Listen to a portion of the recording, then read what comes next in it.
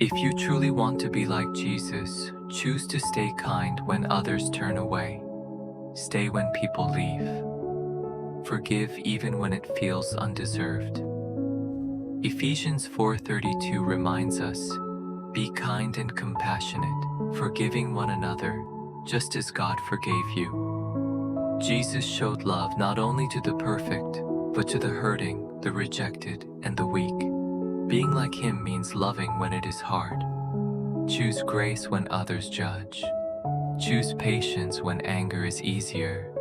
Choose love even when your heart feels tired. This does not mean you are weak.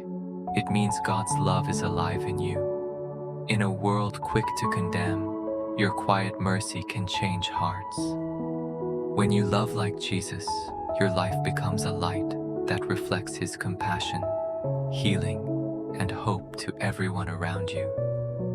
Amen.